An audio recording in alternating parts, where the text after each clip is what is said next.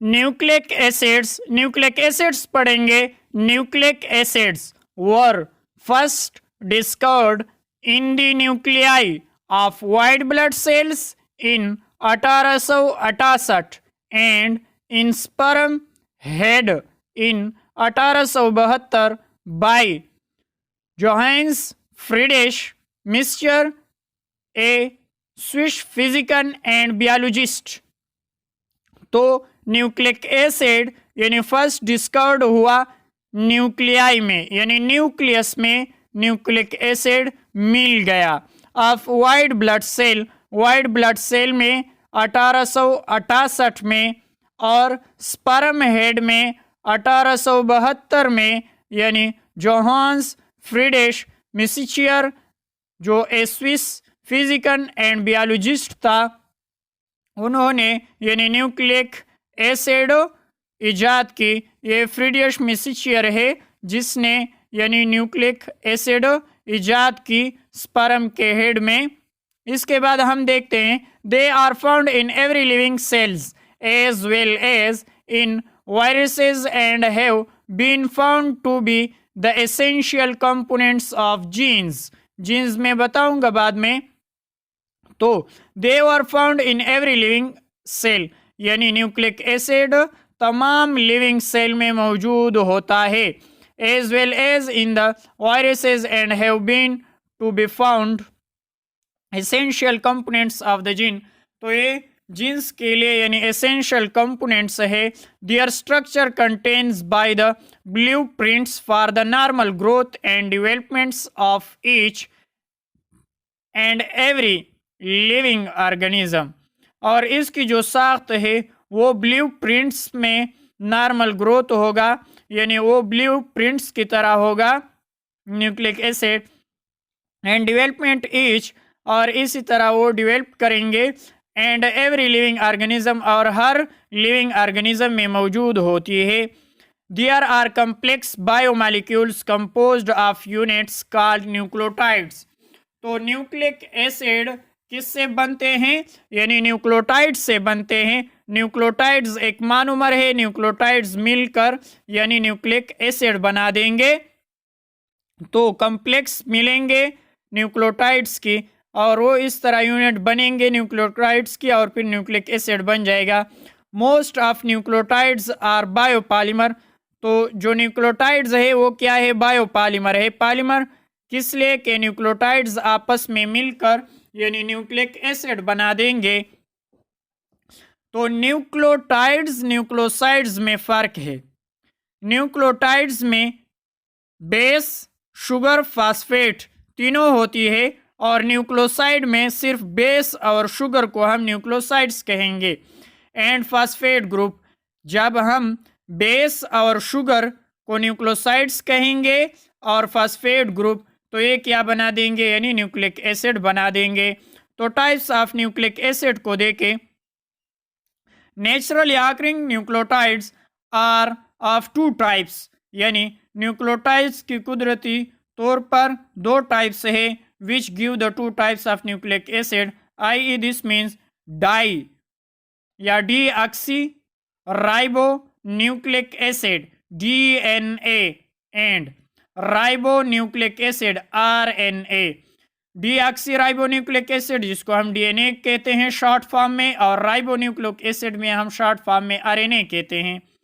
Real link words को देखें। DNA tests are now being widely used in medicine. तो जो DNA टेस्ट हम करवाते हैं, आपने यानी सुना होगा कि DNA टेस्ट करवाते हैं मेडिसिन में, जो हम यानी उसमें ख़ानदान मालूम करते हैं, और हर एक बंदे की DNA क्या होती है, यानी उसकी कोड डिफरेंट होती है। इसके बाद फॉरेंसिक साइंस कमर्शियल इन्वेस्टिगेशन के लिए, जब हम पुलिस की जो इन्वेस्टिगेशन होती है या और हुकूमत की इन्वेस्टिगेशन के लिए DNA यूज़ होती है। ट्रिक डाउन ब्लड रिलेटिव्स, और इस तरह हम ब्लड रिलेटिव्स के लिए भी इस्तेमाल करते हैं। Identification of the victims in the diester, और इसी तरह अगर हम आइडेंटिफिकेशन कहते हैं विक्टिम्स के डाइस्टर की। And to log the care for diseases, और इसी तरह हम और डिजीजेस के लिए हम डीएनए को इस्तेमाल कर सकते हैं। ये साइंटिस्ट थे वोस्टन एंड क्रिक्स, जिन्होंने डीएनए और आरएनए को यानी इजाद की, और उसने कहा कि उसकी स्ट्रक्चर हेलिक्स होगा, तो डीएनए के डबल हेलिक्स होगा और आरएनए के सिंगल हेलिक्स होता है। ठीक है, तो कंपोजिशन ऑफ न्यूक्लिक एसिड हम देखते हैं कि न्यूक्लिक एसिड किस तरह बनते हैं, न्यूक्लिक एसिड किस से बनते हैं और किस तरह बनते हैं, ये अब हम देखेंगे। The monomer of nucleic acid are called nucleotides. जो मोनोमर होते हैं न्यूक्लिक एसिड के, तो उसको हम न्यूक्लियोटाइड्स कहेंगे। Nucleotides are composed of 3 distinct parts. तो न्यूक्लियोटाइड्स यानी 3 डिस्टिंक्ट पार्ट्स पर मौजूद होती है। Number 1, a 5 carbon sugar.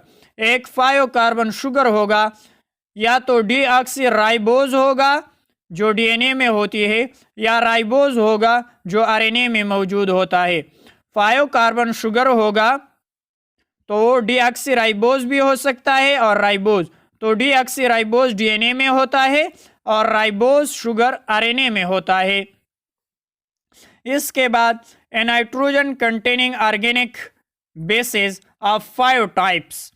तो जो नाइट्रोजन कंटेनिंग ऑर्गेनिक जो बेसेस है वो यानी बेस अटैच होंगे शुगर पर यानी ऊपर, और इसकी 5 टाइप्स है uracil, cytosine, thymine, adenine and guanine.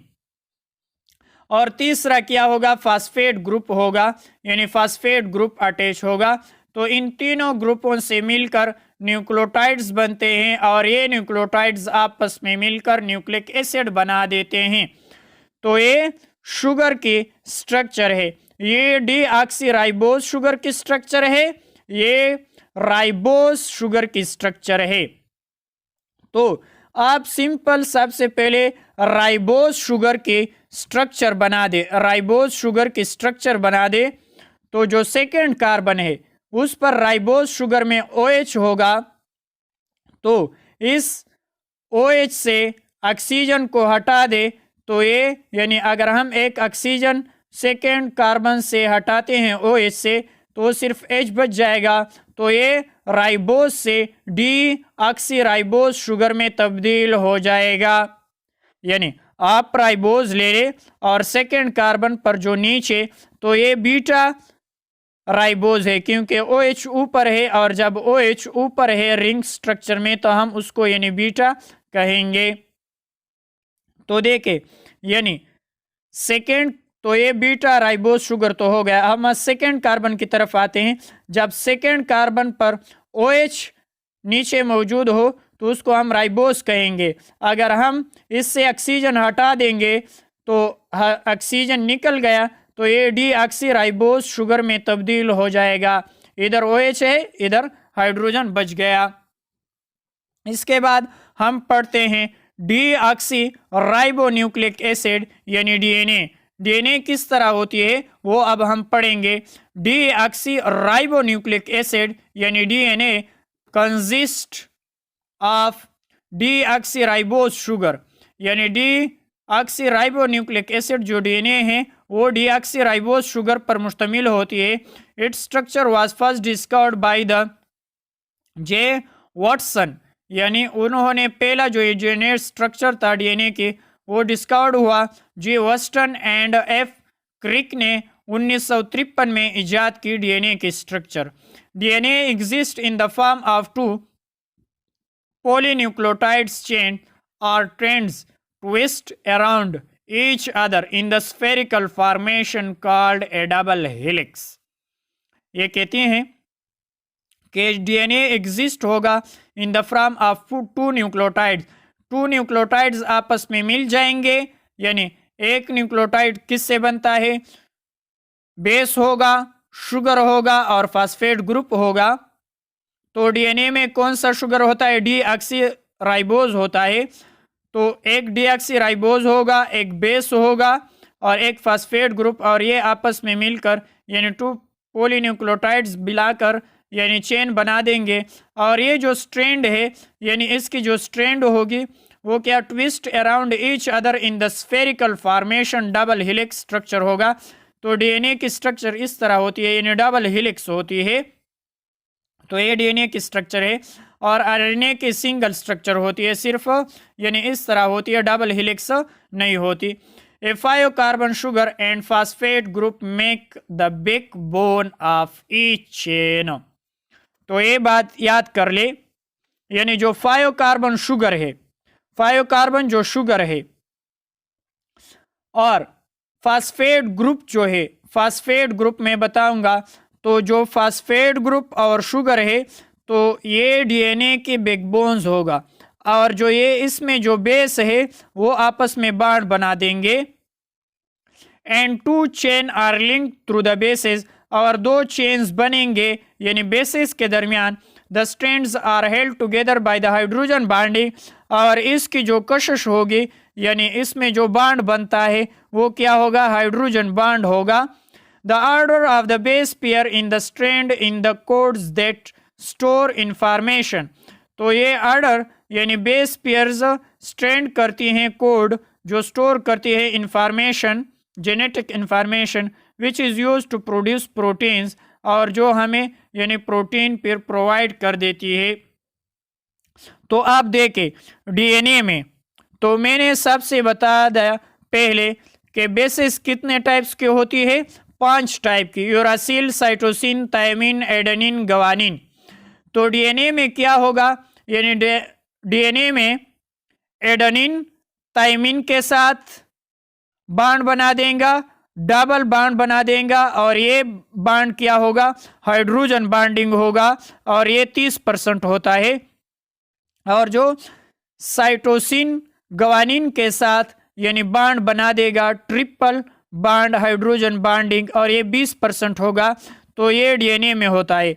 और आरएनए में क्या होता है, आरएनए में एडेनिन यूरासिल से अटैच होता है यानी डबल बांड बनाते हैं। तो डीएनए में टी के साथ था, और इधर आरएनए में एयू के साथ होता है। आरएनए में एडेनिन यूरासिल के साथ होता है, और साइटोसिन तो ग्वानिन के साथ होता है। तो एडेनिन और थायमिन और एडामिन यूरासिल के दरमियान डबल बांड होगा जो हाइड्रोजन बांडिंग कहलाती है, और साइटोसिन और ग्वानिन के दरमियान यानी ट्रिपल बांड होता है। और ये एटी और ये एसी यानी ये 30% होता है, और ग्वानिन और साइटोसिन या साइटोसिन ग्वानिन के दरमियान जो बांड होता है वो 20% होती है। तो आप देखें the 3 components to make nucleotides, यानी 3 कंपोनेंट्स मिलकर न्यूक्लियोटाइड्स बनाती है। तो ये यानी डीएनए की स्ट्रक्चर है डीऑक्सी राइबो न्यूक्लिक एसिड यानी डीएनए की। तो आप देख सकते हैं ये क्या है, ग्वानिन है, और ये साइटोसिन है। तो ये ट्रिपल बांड में आपस हाइड्रोजन बांडिंग के थ्रू यानी अटैच होंगे, और ये एडेनिन है और ये थायमिन है, तो ये आपस में अटैच होंगे। तो इसको हम यानी डबल बांड के साथ अटैच करेंगे, क्योंकि ये डीएनए है तो डीएनए में यानी एडेनिन और थायमिन होती है, ठीक है। तो ये जो अंदर आपस में अटैच होते हैं, तो हमने इसको पहले भी पढ़ा है कि क्या है, यानी बेसिस है। तो ये बेसिस आपस में बांड बना देंगे, और जो बैकबोन है, बैकबोन में क्या शामिल होगा, शुगर शामिल होगा, और फास्फेट जो हम इसको यानी बैकबोन कहेंगे। तो ये उसकी बैकबोन होती है, और जो लिंक्ड होती है आपस में वो क्या लिंक्ड होती है, यानी बेस आपस में लिंक्ड होती है। फंक्शन ऑफ न्यूक्लिक एसिड को देके, DNA has the ability to reproduce. तो डीएनए ये काम करते हैं कि जब ज़ख़म हो जाए, यानी अगर किसी के हाथ ज़ख़म हो जाए इधर यानी जिल्द, तो ये जिल्द क्या करती हैं, दोबारा इस सेल को बनाती हैं। तो ये कौन से ऑर्डर देते हैं, यानी डीएनए ऑर्डर करा देती है कि इधर ज़ख़म है और इधर ये सेल बनवा दे। तो इस तरह यानी ये ज़ख़म बढ़ जाता है, या अगर आपके नाखून यानी काट जाए तो नाखून के सेल बनते हैं।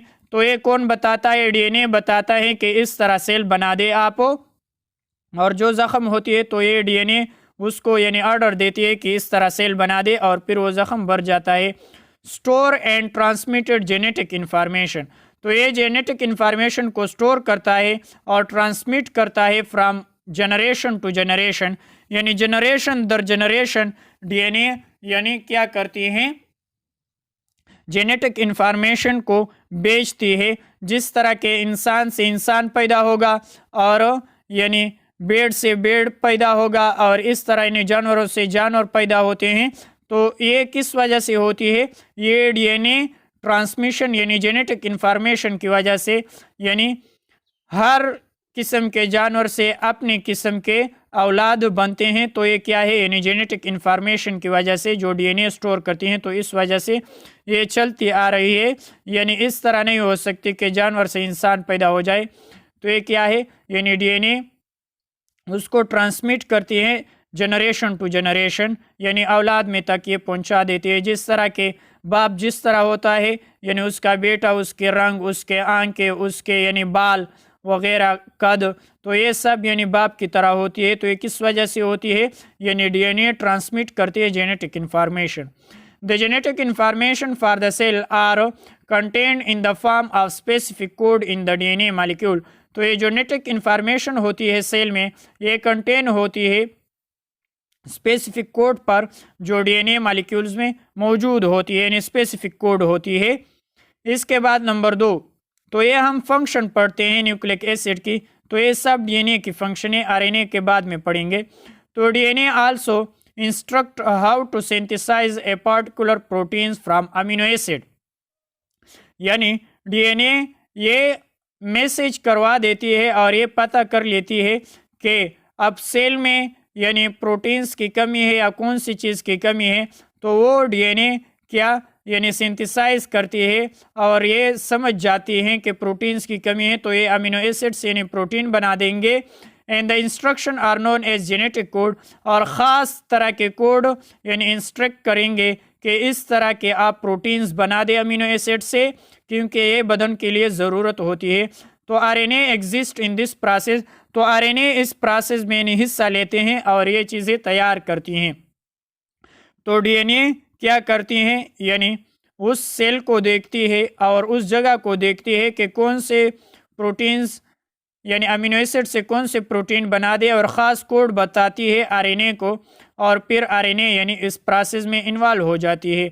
अगर इस तरह हो जाए कि कोड में यानी कोई ख़राबी आ जाए, यानी एडेनिन के साथ थाइमिन अटैच होना चाहिए, लेकिन अगर उसके साथ और बेस अटैच हो जाए तो क्या होता है? यानी म्यूटेशन होता है, ख़राबी हो जाती है। इस सडन केमिकल चेंज, तो ये क्या है? यानी केमिकल चेंज है इन द डीएनए में। Deoxyribonucleic acid molecule that could lead to be synthesis of protein with alert amino acid sequence। और इसी तरह जब वो अमीनो एसिड बनाते हैं, तो अगर यानी वो सिंथेसाइज करते हैं प्रोटीन को और इसमें म्यूटेशन आ जाए यानी गलत कोड लग जाए, तो अल्टरनेट अमीनो एसिड क्या करती हैं? उसको यानी सही कर लेती है और फिर वो उस तरह के प्रोटीन्स बना देती है। इस तरह मेजॉरिटी ऑफ चेंज डीएनए में क्या होती है? इज रिअपियर्ड होती है by the special enzyme in the cell. तो सेल में स्पेशल इंजाइम होती है जो स्पेशल होती है कि अगर डीएनए के कोड यानी गलत हो जाए तो वो उसको या तो डैमेज करती हैं या उसको यानी सही कर देती है। तो अक्सर तो इंजाइम इसको यानी अपने कंट्रोल में रखते हैं। तो failure in the reappear by the enzyme system can causes A mutation. तो इसी तरह रीअपियर करा देती है इंजाइम, और जो काजेज होती म्यूटेशन की, फिर वो सिस्टम में यानी नहीं चलती, यानी वो ख़राब हो जाती है और ये इंजाइम उसको या तो ख़त्म करती हैं या कोड को दुरुस्त कर देती हैं। Change in DNA molecule may be caused by the mutagen like radiation, chemical agents and or viruses। ये कहती हैं कि जब चेंज आ जाए डीएनए के कोड्स में, तो डीएनए के कोड्स में अगर चेंज आती हैं तो ये काज करती है म्यूटाजिन को। और म्यूटाजिन किस तरह काज होती है? जिस तरह के अगर रेडिएशन लग जाए यानी सेल पर रेडिएशन लगता है तो वो यानी रेडिकल्स पैदा कर देती हैं और वो रेडिकल्स यानी कोड को ख़राब कर देती है, और इस तरह सेल क्या होती है यानी डैमेज होती है या तो यानी और सेल बना देती है जिससे कैंसर पैदा हो जाती है। और इस तरह केमिकल एजेंट से भी यानी कोड्स गलत हो जाते हैं या वो यानी डैमेज हो जाते हैं, और वायरस या कोई वायरस आपके जिस्म में है, तो इस वजह से आपकी जो कोड्स हैं वो ख़राब होती हैं और जो कोडेक है यानी उनमें तब्दीली आती है, और इसको यानी हम म्यूटेजन कहते हैं, यानी म्यूटेशन, यानी कोड में ख़राबी आ जाती है तो उसको हम म्यूटेशन कहेंगे। तो ये रेडिएशन केमिकल एजेंट या वायरसेस के थ्रू हो सकती है। तो अब हम आरएनए की तरफ आते हैं। तो RNA is the resemble of, तो आरएनए क्या है, रिजेंबल है for the directing the synthesize of new proteins. तो आरएनए क्या काम करती है, यानी अमीनो एसिड से प्रोटीन बना देती हैं, जो डीएनए उसको ऑर्डर करा देती है कि ये प्रोटीन्स आप बना दे। तो आरएनए रिसीव करती हैं, सबसे पहले मैसेज को रिसीव करती है, डीएनए उसको ऑर्डर देती है, डीएनए से वो मैसेज को रिसीव करती है, रिसीव के बाद वो रीड्स करती है, यानी वो दोबारा उसको पढ़ेंगे कि कोड्स किस तरह है और हम किस तरह प्रोटीन बना दे। इसके बाद decodes and uses genetic information from DNA to the synthesize new proteins, और इसी तरह वो उस तरह के प्रोटीन्स बनाते हैं और जो यूज़ होते हैं जेनेटिक इंफॉर्मेशन डीएनए की उसकी तरह, यानी वो सिंथेसाइज करते हैं प्रोटीन्स को। Shows the nucleotides change of DNA RNA, आप फिगर में देख सकते हैं। तो हम शुगर और बेस को न्यूक्लियोसाइड्स कहेंगे, यानी शुगर प्लस बेस को हम क्या कहेंगे, न्यूक्लियोसाइड। सिर्फ शुगर और बेस को हम न्यूक्लियोसाइड्स कहेंगे। और जब शुगर, बेस और फास्फेट तीनों आपस में मिल जाते हैं तो इसको हम यानी न्यूक्लियोटाइड्स, शुगर प्लस बेस को न्यूक्लियोसाइड्स, और जब तीनों मिल जाते हैं तो उसको हम यानी न्यूक्लियोटाइड्स कहेंगे। और ये मोनोमर न्यूक्लियोटाइड्स आपस में मिलकर न्यूक्लियोटाइड चेन बना देती है, यानी ये फास्फेट जो है ये 5th कार्बन के साथ अटैच होती है, और फिर जो शुगर है यानी ये शुगर जो 3rd कार्बन है शुगर की, वो फिर दोबारा फास्फेट के साथ यानी अटैच हो जाती है और इस तरह ने चेन बना देती है। तो न्यूक्लियोटाइड चेन बनती है डीएनए और आरएनए की। तो डीएनए अक्सर हम कहते हैं कि क्या है, यानी मलक है, और आरएनए क्या है, नौकर है। तो डीएनए सिंथेसाइज करती है कि कौन सी प्रोटीन्स वो बना दे, तो वो कोड्स भेज देती हैं आरएनए को, फिर आरएनए उस कोड को यानी रिसीव करती है, यानी उसको यानी वो अच्छी तरह सुन लेते हैं। उसके बाद आरएनए फिर दोबारा उसको पढ़ते हैं कि किस तरह यानी कोड्स है, और फिर उस कोड की तरह यानी वो प्रोटीन्स बना देती है और फिर वहाँ तक पहुँचा देती है। तो इस तरह यानी जो आरएनए हम कहते हैं कि नौकर के थ्रू काम करेगा, और डीएनए मलक के थ्रू यानी वो सिर्फ ऑर्डर रिसीव करेगा कि कौन सी चीज़ कम है, और फिर आरएनए को ऑर्डर देगा कि इस तरह बना दे और ये कोड्स बना दे, और इस तरह आप प्रोटीन्स बनाते। तो प्रोटीन सबसे पहले उसको समझ लेते हैं, आरएनए उसको सबसे पहले यानी समझ लेते हैं कि कौन से ऑर्डर हमें देती हैं, यानी कौन से ऑर्डर रिसीव होती है, तो ऑर्डर रिसीव करते हैं। उसके बाद उस ऑर्डर को रीड करती है, और रीड के बाद यानी वो चीज़ वो बना देती है। इसके बाद हम देखते हैं in DNA there are 4 different nitrogen bases which are adenine. तो मैंने पहले भी बताया है कि डीएनए में क्या होता है, adenine, guanine, cytosine and thymine होता है, और आरएनए में क्या होता है, नाइट्रोजन बेस जो थाइमिन है, थाइमिन के साथ यानी यूरासिल होगा। तो 3 नाइट्रोजनस बेसेस आर सेम और those are found in DNA. तो डीएनए और आरएनए में तो 3 सेम है, यानी एडेनिन, साइटोसिन और ग्वानिन, ये तीनों में तो सेम है, लेकिन सिर्फ थाइमिन और यूरासिल में फ़र्क होता है। डीएनए में क्या होता है, थाइमिन होता है, और आरएनए में क्या होता है, यूरासिल होता है found, but thymine is replaced by the uracil in RNA. और डीएनए में जो थाइमिन होता है अगर हम उसको रिप्लेस कर दे यूरासिल के साथ तो ये आरएनए में तब्दील हो जाएगा। और आरएनए में क्या होता है, राइबोज होता है, और डीएनए में क्या होता है, डीऑक्सी न्यूक्लिक एसिड होता है। न्यूक्लिक एसिड को देके, न्यूक्लिक एसिड कहाँ मौजूद होती है, एनिमल्स में छोटा जो होता है वो सेल होता है, और सेल के अंदर यानी न्यूक्लियस होता है, और न्यूक्लियस में क्रोमोसोम्स होती है, और क्रोमोसोम्स किससे बनते हैं, न्यूक्लिक एसिड से। न्यूक्लिक एसिड से यानी क्रोमोसोम बनती है। तो न्यूक्लिक एसिड की दो टाइप्स है, डीएनए एंड आरएनए। तो डीएनए कहाँ मौजूद होती है? न्यूक्लियस में, और आरएनए न्यूक्लियस में भी और आउटसाइड द न्यूक्लियस में भी हो सकती है। और आरएनए क्या करती है? प्रोटीन सिंथेसाइज करती है, यानी प्रोटीन्स बनाती है, और डीएनए स्टोर करती है जेनेटिक इंफॉर्मेशन। इसके बाद डीएनए में क्या होता है? Deoxyribose sugar plus base plus phosphate, तो न्यूक्लियोटाइड्स बन जाता है। तो न्यूक्लियोटाइड्स आपस में मिलकर यानी क्या बनाती है? Nucleic acid. ये न्यूक्लियोटाइड्स आपस में मिलकर यानी न्यूक्लिक एसिड बना देते हैं।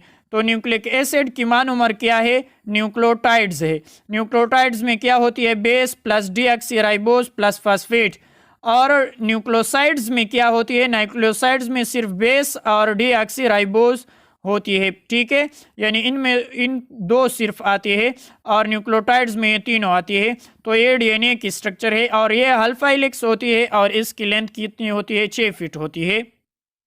तो टोटल यानी अगर हम न्यूक्लिक एसिड की स्ट्रक्चर देते हैं तो बहुत ज़्यादा लंबा होता है।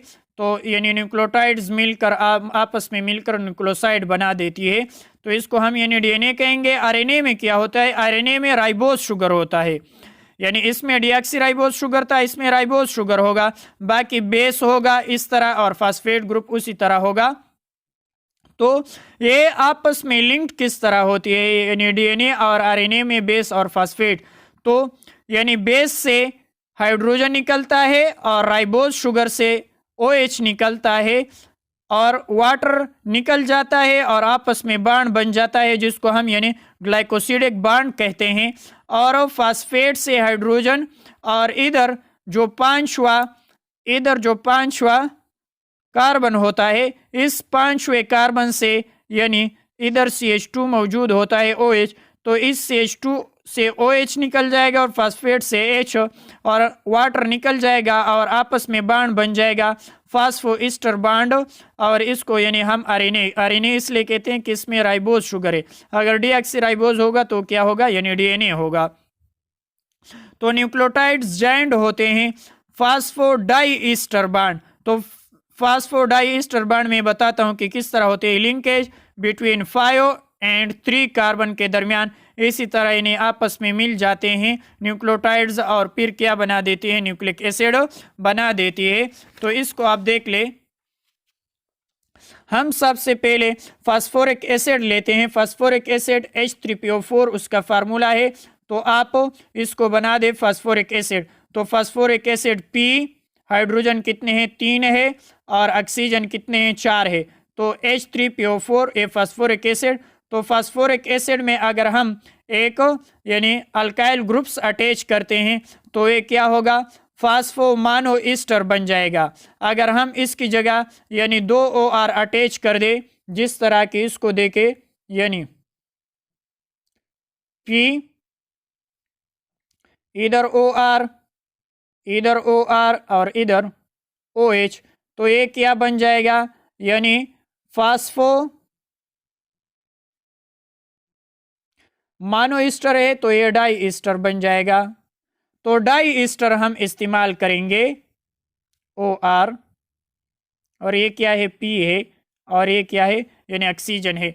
तो हमने यानी जब हाइड्रोजन हटाकर उसकी जगह अल्काइल ग्रुप्स लगा दिया तो ये फास्फो मानो ईस्टर बन जाएगा। अगर हम दूसरा हाइड्रोजन हटाकर उसकी जगह R लगा दे तो ये क्या बन जाएगा? फास्फोडाई ईस्टर।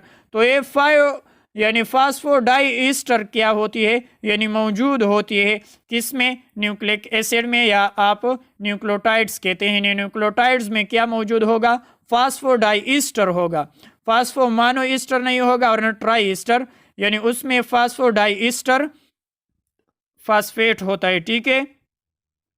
तो ये क्या है? यानी बीटा डी राइबोज है, बीटा डी राइबोज है। 1 कार्बन 2 3 4 5। तो अगर हम दूसरे कार्बन से अगर हम हाइड्रोजन को यानी ऑक्सीजन को हटा दे और हाइड्रोजन को रख दे, तो एक ऑक्सीजन को रिमूव कर दिया, तो एक ऑक्सीजन की रिमूव होने के बाद ये beta D 2 D oxy ribose में तब्दील हो जाएगा। पहले ये बीटा डी राइबोज था, तो ऑक्सीजन हटाकर डी ऑक्सी राइबोज हो गया, यानी बीटा D2 डीऑक्सीराइबोज में तब्दील होगा। राइबोज किस में होती है, यानी आरएनए में होती है, और डीऑक्सीराइबोज यानी डीएनए में मौजूद होती है। तो मैंने पहले बता दिया था कि फास्फोडाइस्टर, तो फास्फोडाइस्टर मैंने बता दिया कि इस तरह होती है।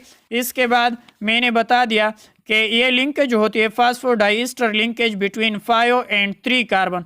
तो ये बताता हूँ कि 5 और 3 कार्बन किस तरह ये लिंक्ड होती है। तो ये देखे, ये अगर किसकी है, यानी आरएनए की स्ट्रक्चर है, मिसाल के तौर पर आरएनए की स्ट्रक्चर है, तो आरएनए में न्यूक्लियोटाइड्स होती है और ये न्यूक्लियोटाइड्स आपस में मिल जाते हैं। तो न्यूक्लियोटाइड्स किस तरह मिल जाते हैं, इसका राइबोज शुगर के जो तीसरा कार्बन है 1 2 3, तीसरे कार्बन से फास्फेट अटैच होती है और इधर से यानी H2O निकल जाती है, माइनस H2O निकल जाती है और ये आपस में बॉन्ड बना देती है। तो इधर यानी पहले 5 के साथ बॉन्ड बना दिया था कार्बन के 5 से, यानी किस तरह बनती है, एक फास्फेट कार्बन 5 1 2 3 4 5 के साथ, यानी ये क्या होती है, डाई ईस्टर होती है, मानो ईस्टर नहीं, अभी हमने जो पढ़ा, यानी डाई ईस्टर फास्फेट होगा।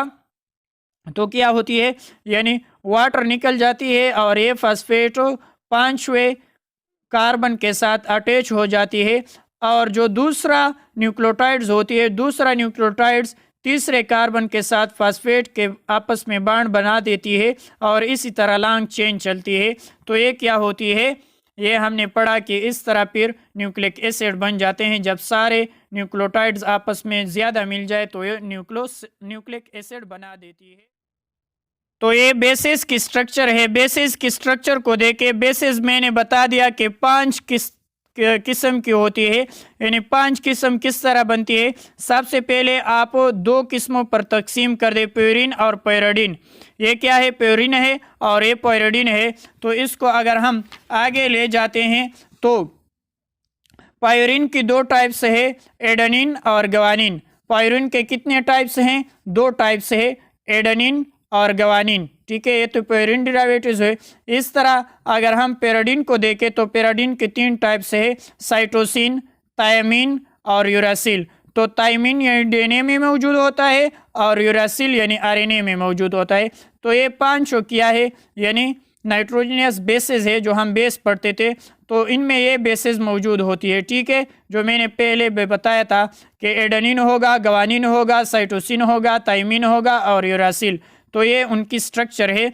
और ये क्या है, यानी बीटा राइबोज है, जो मैंने बता दिया। और इस दूसरे कार्बन से ऑक्सीजन को निकाल दे तो ये बीटा 2 डीऑक्सीराइबोज में तब्दील हो जाएगा और ये क्या है, फास्फोरिक एसिड है, ठीक है। तो न्यूक्लियोटाइड्स किस तरह बनते हैं, इसके स्ट्रक्चर को आप देख ले।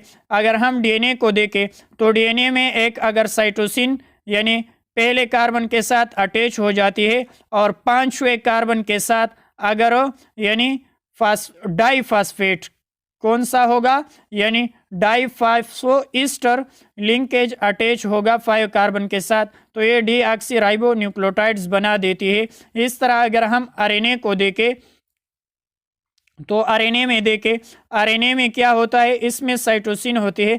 आरएनए में अगर हम यूरासिल लगा दे तो मैंने पहले बता दिया कि आरएनए में क्या होता है, यूरासिल होती है। यूरासिल यानी पहले कार्बन पर अटैच होता है। तो ये दोनों क्या है, ये बेस है और ये भी बेस है। तो बेस के 5 किस्में थे, तो एक और किस्म के बेस है, एक और किस्म के बेस है। तो ये 5 बेसेस आपस में जो मिल जाते हैं, जो मैंने पहले बता दिया कि आपस में बॉन्ड बना देती है। और ये जो आपस में जो बॉन्ड बना देती है, जो बैकबोन बना देती है, यानी फास्फो और जो राइबोज होती है आपस में क्या बैकबोन बना देती है और इस तरह लॉन्ग चेन होती है। और ये जो बेसेस है ये आपस में यानी बॉन्ड बना देती हैं। तो ये क्या है, राइबो न्यूक्लियोटाइड्स है, यानी आरएनए के स्ट्रक्चर है। तो ये अगर आप तेजी से पढ़ ले कि डीएनए यानी न्यूक्लियस में मौजूद होती है और स्मॉल अमाउंट डीएनए यानी माइटोकॉन्ड्रिया में भी मौजूद हो सकती है। यानी डीएनए तो न्यूक्लियस में होता है लेकिन स्मॉल अमाउंट माइटोकॉन्ड्रिया में भी है। और आरएनए न्यूक्लियस में होता है और मूव करती है special region for the cytoplasm के लिए depending on the type of RNA form. और इसी तरह मैंने बता दिया कि डीएनए के 2 स्ट्रैंडेड होती है और डबल हेलिक्स होती है, strand for the submit of the called nucleotide जो हम कहते हैं। इस तरह आरएनए के 1 स्ट्रैंड होती है, आरएनए के सिर्फ एक स्ट्रैंड होती है, सिर्फ एक, और डीएनए की डबल। और इस तरह यानी डीएनए लॉन्गर पॉलीमर होती है, आरएनए से डीएनए ज़्यादा लॉन्गर होती है। एग्जाम्पल आप देख सकते हैं। इसके बाद आरएनए क्या होती है, यानी उसकी लेंथ कम होती है बनिस्बती डीएनए की, और डीएनए में डीऑक्सीराइबोज होता है और आरएनए में क्या होता है, राइबोज शुगर मौजूद होता है। और ये मैंने पहले भी बताया है कि क्या है, यानी डीएनए में कौन कौन से बेसेस होती है, एडेनिन और थाइमिन आपस में मिलते हैं, और ग्वानिन और साइटोसिन आपस में मिलते हैं। और आरएनए में क्या होता है, एडेनिन और यूरासिल आपस में मिल जाते हैं, एडेनिन और यूरासिल, और ग्वानिन और साइटोसिन आपस में बॉन्ड बना देती है। तो ये उन्होंने बता दिया कि एटी के साथ होगा और सीजी के साथ, और आरएनए में यूसी और ये सीजी। और इस तरह अगर हमने पहले भी पढ़ा कि डीएनए क्या तय करता है, स्टोर जेनेटिक इन्फॉर्मेशन करता है, और ब्लू प्रिंट होती है फॉर ऑल जेनेटिक इन्फॉर्मेशन। ठीक है, ये भी याद कर ले, blue print for all genetic information. RNA information यानी आरएनए कन्वर्ट करती है, तो यानी उन्होंने ये जेनेटिक कोड तो स्टोर करती है, लेकिन आरएनए क्या काम करती हैं, कन्वर्ट करती हैं genetic information DNA in the form to use synthesize protein, protein बना देती हैं उस जेनेटिक कोड की तरह, and then more ribosomal proteins factor. तो यानी आरएनए 3 किस्म के होते हैं, messenger RNA, transfer RNA, ribosomal RNA. तो राइबोसोमल आरएनए यानी फैक्टरीज है प्रोटीन्स की। तो ये स्ट्रक्चर आप देख सकते हैं, ये क्या है, ये डीएनए की स्ट्रक्चर है, double stranded phosphate sugar, ribose sugar, और ये बेस अंदर में आपस में से बॉन्ड बना देती है, और जो बैकबोन है वो क्या है, फास्फेट और डीऑक्सीराइबोज शुगर, क्योंकि डीएनए में डीऑक्सीराइबोज शुगर होती है। और यानी आरएनए में क्या होती है, सिंगल हेलिक्स होती है, यानी अल्फा हेलिक्स। और ये क्या होती है, यानी ये बैकबोन किससे बनती है, राइबोज प्लस फास्फेट से, और बेस आपस में यानी बॉन्ड बना देती है। तो ये आप यानी देख सकते हैं। इसके बाद अगर आप अच्छी तरह उसके स्ट्रक्चर को देखते हैं तो ये देख ले, ये क्या है, आरएनए की स्ट्रक्चर है। तो आरएनए में यानी adenine, guanine, uracil, adenine, cytosine और ग्वानिन, इसी तरह यानी बेसेस अटैच होती है, तो ये आपस में यानी बॉन्ड बना देंगे। और ये क्या है, ये उसकी बैकबोन है, शुगर और फास्फेट उसकी क्या है, यानी बैकबोन है। तो ये 3 कार्बन के साथ फास्फेट अटैच है, और ये फास्फेट यानी 5 कार्बन। तो हमने 5 3 कार्बन जो पढ़ा था, ये इस तरह अटैच होती है। और ये डीएनए की स्ट्रक्चर है। तो डीएनए की स्ट्रक्चर यानी डबल हेलिक्स होती है, तो ये उसकी बैकबोन है, ये दोनों साइड। ये क्या है, शुगर और फास्फेट क्या है, बैकबोन है दोनों, और जो बेसेस है वो आपस में बॉन्ड बना देती है, यानी एडेनिन और थाइमिन आपस में बॉन्ड, और ग्वानिन साइटोसिन आपस में हाइड्रोजन बॉन्डिंग बना देती है। और ये क्या है, यानी उसकी स्ट्रक्चर है।